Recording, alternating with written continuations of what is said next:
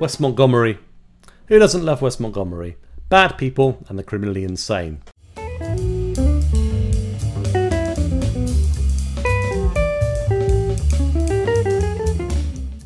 So this is a sort of G blues off his album imaginatively named The West Montgomery Trio. It's an organ trio record. Subtitled A Dynamic New Sound, as it was released in 1959. I don't know how common the Hammond organ trio was back then. Maybe somebody can tell me. But I think West certainly helped put it on the map. It has the fabulous Melvin Ryan on organ and super swinging Paul Parker on drums, and it's full of great cuts. No strings, no pop tunes. This is early West, Riverside era West playing jazz. Now this particular blues is kind of got a little bit twist to it, a few interesting harmonic devices, and I wanted to explore today how they work and how we can use them in our own music, whether it's improvisation or composition. Let's have a listen.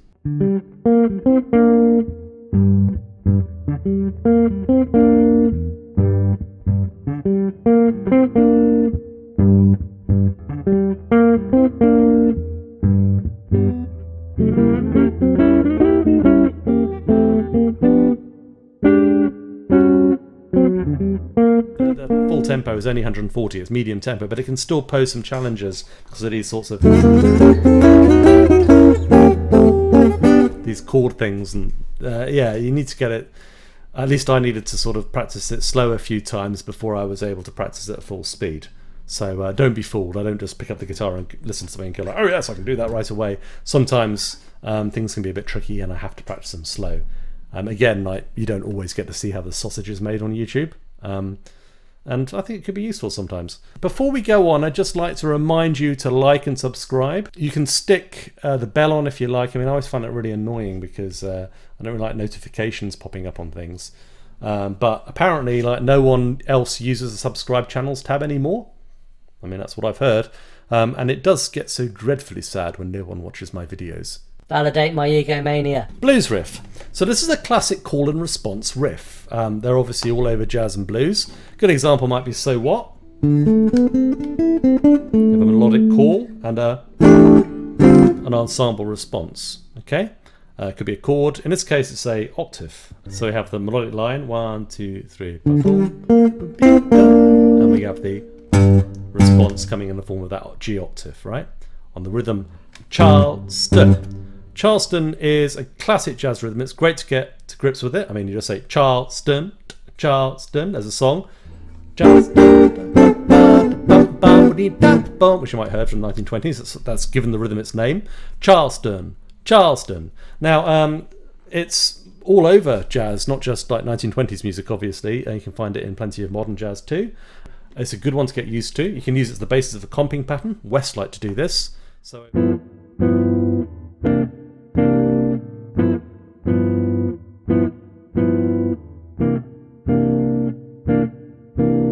Now, the melodic part of the riff is very simply a blues figure. I have a couple of neat double stops here. And also we aren't playing the notes straight up and down the scale, which means there's a couple of fingering challenges. There's that, and there's also this.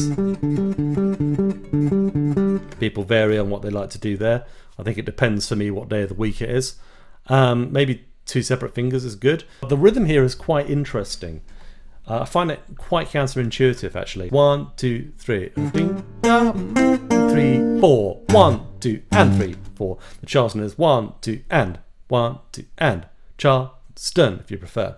Okay, so it's probably best to play along with the record, but sometimes I can't help hearing it on the beat. I think I usually hear it on beat 3. 1, 2, 3, then it's like a little hiccup.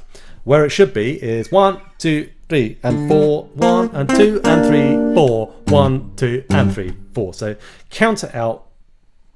Try not to get it wrong, but I still hear it that way. And I think part of the reason is that the first note is quite accented and there's no other reference point. So I always hear that being on the beat. I'm clearly I'm clearly not very good at music. What can I say?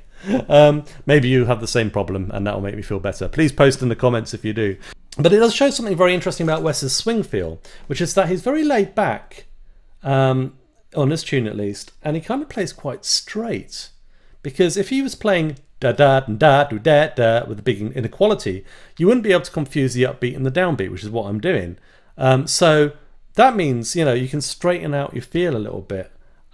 It's like you want to play quite straight, but also catch the upbeats. And if you listen to my intro, that's what I tried to do for the soloing. It's a lot easier if you use your thumb, because it's much harder to go do with your thumb than it is with the pick. If you're working with the pick, you might want to try using only downstrokes. Like that. 1, 2, 3. Like that. Might seem completely crazy, but actually, and then, you know, for soloing too, even.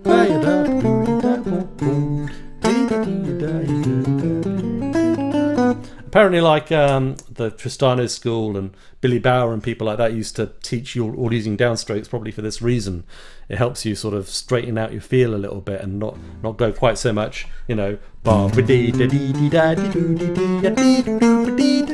which is, you know, it can be cool, but a sort of straight and late feel is kind of a bit hipper, and it's certainly the kind of way Wes is playing here a little bit. We repeat this thing like 4 times. We don't change it for the 4 chords, C7, which you get in bar 5. We just stay on the G riff. So we just play the whole thing like 4 times, the same. Of course, you know, the G minor pentatonic fits C7, as any blues guitarist will tell you, so it's not too much of a problem. Okay, the diminished bit. So here's a very simple but hip way to embellish a simple diminished 7th chord. You're going to take a C sharp diminished 7th, which is the one from the tune, right? This is a standard, what we call a drop 2 grip, but it's just a basic guitar grip. We don't need to worry about what a drop 2 is for the purpose of this video. And if you move it up by 4 frets each time,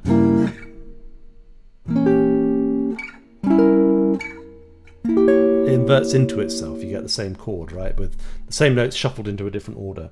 And this kind of has, you know, a classic sort of, you know, horror movie, well, silent movie to me, kind of sound. And you can actually use that in terms of, like, you know, voicings for a 2-5-1. So we're going to use the same thing, but on the top 4 strings. So you might know this shape. If you don't, learn it, and we'll, you know, you could do something like, for instance, so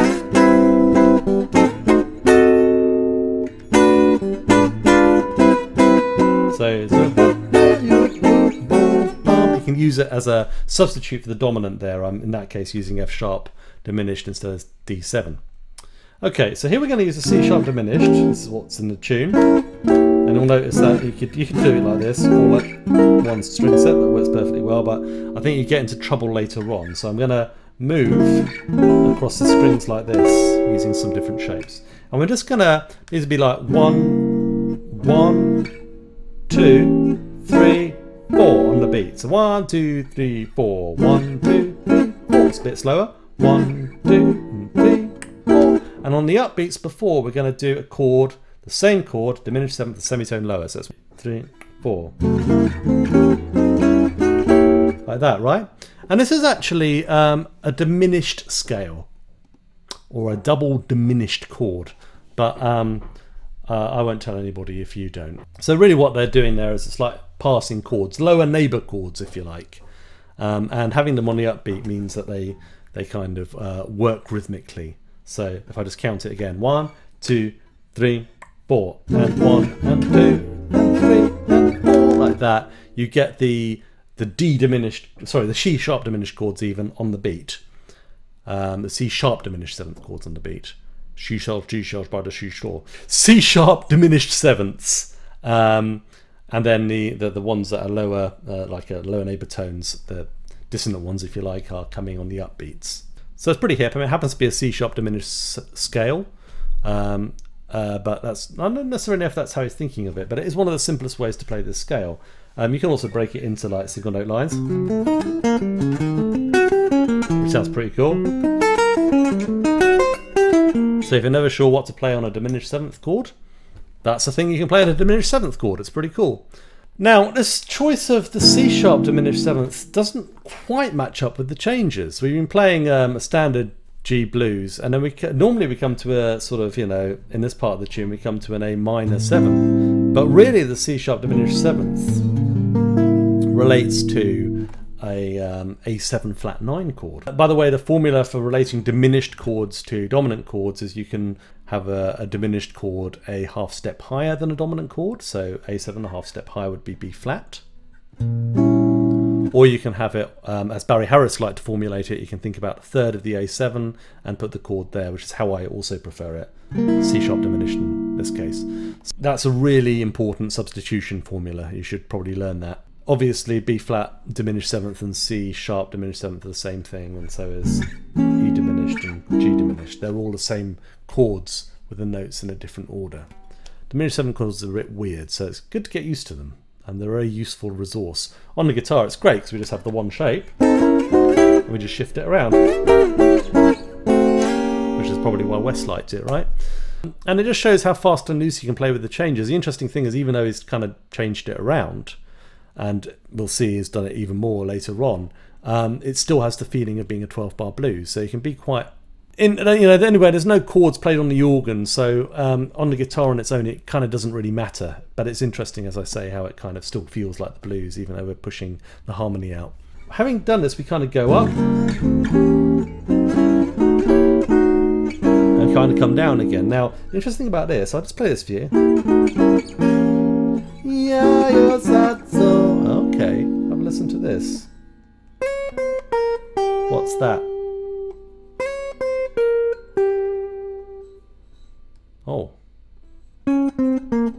Oh, it's the blues scale with a flat 5 down to 1. Very common device. Okay, we're playing it harmonised all in diminished seventh chords. Oh, that's kind of cool. In fact, actually, the diminished scale, sorry, actually also contains these notes as well as the blues scale. So one way you can harmonise this bit of the blues scale is just by playing diminished 7 chords.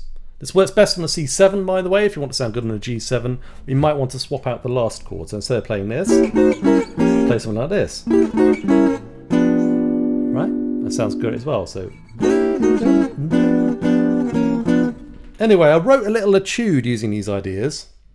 I'm changing the last chord of that run as necessary for the last chord of the phrase, so it matches up to the blues. It sounds a bit like this.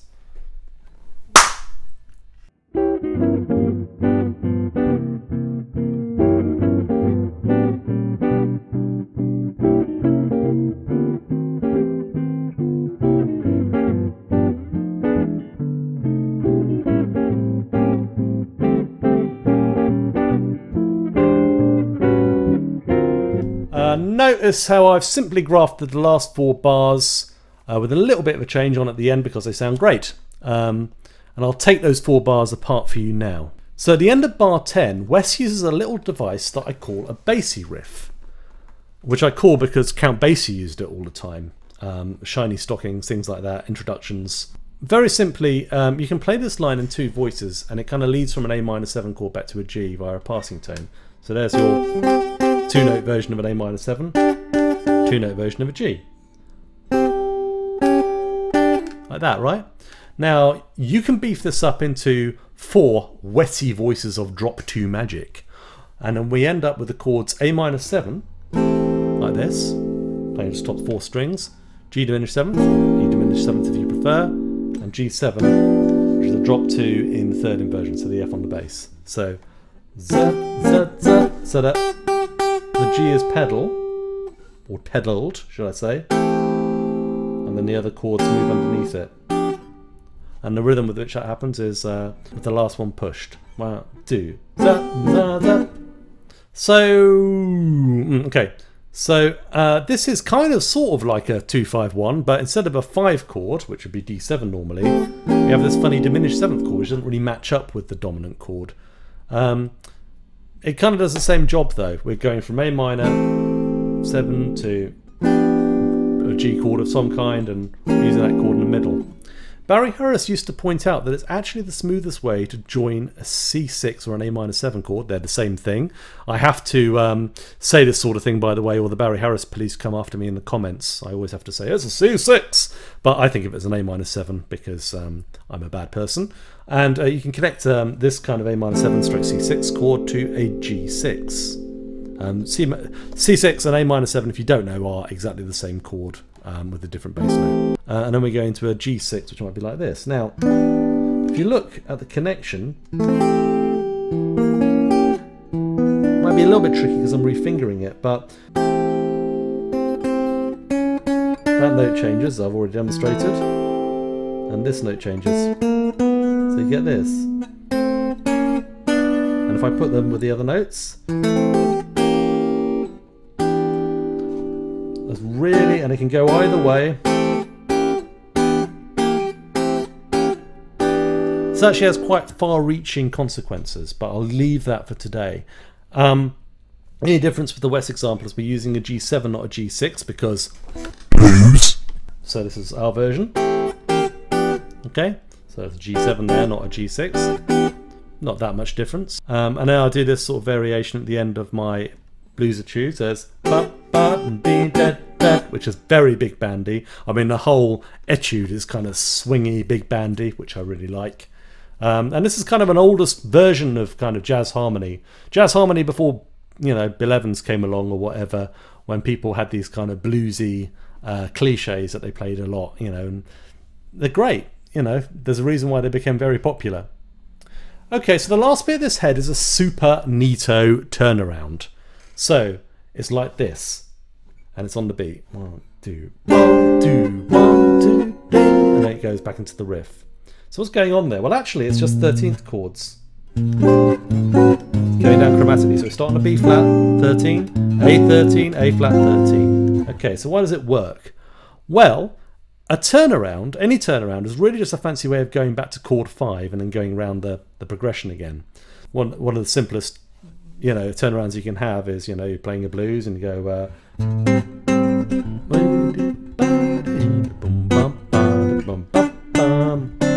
just play D7, just play 5-7 in the key of G, right? A classic blues turnaround would obviously be something like this. We go back to T7 again, so it's basically the same thing. And you know, you have any number of jazz turnarounds, things like this. 3-6-2-5. But these can all go at the end of a blues. Tadameron turnaround even, which is kind of a fancy version of it. For instance, that's by the way, if you don't know that one, it's G major, B flat 13 or B flat 7, E flat major, A7, G, very smooth, very nice. And the A flat 7 is essentially a tritone substitute for the D7. It has the same function, it does the same bloody job, mate. Okay, so that's really just a D7 in disguise. You could also think of it as being a D7 altered chord if you were particularly keen. The blowing, despite the liberties, the harmonic liberties taken by the head, the blowing or soloing, if you're not being a jazz plonker, is on the basic jazz blues changes that I think of as being, you know, pretty much the default thing. So it's like this: G7, 2, 3, 4, C7, G7, 2, 3, 4, 2 bars of this, and then C7, 2 bars of this. You can do a C sharp diminished if you're really keen. I think Melvin Ryan sort of expresses that at one point in his solo. G7, E7, which is where it changes from like a Chicago blues or whatever, and then we have a 2-5-1, A minor 7, D7 of some kind, G7. Okay.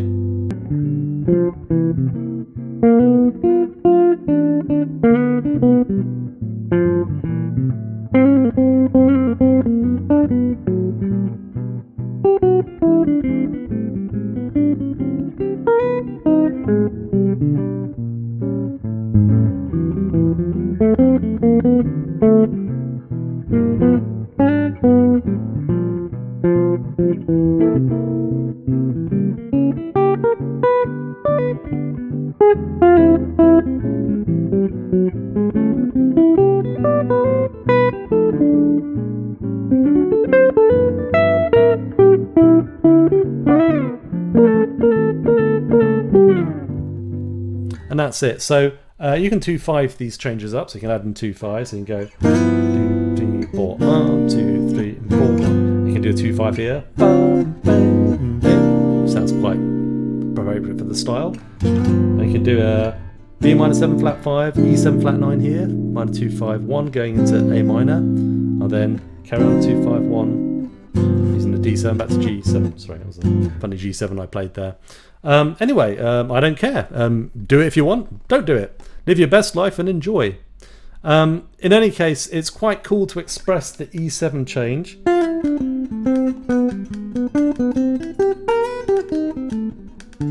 So, you know, you kind of play a little bit more of that kind of 2-5-1 kind of language. So, yeah, whatever you do on a 2-5-1.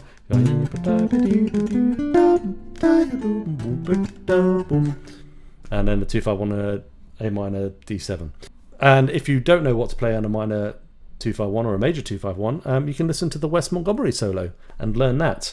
It's absolutely fantastic and full of fantastic information.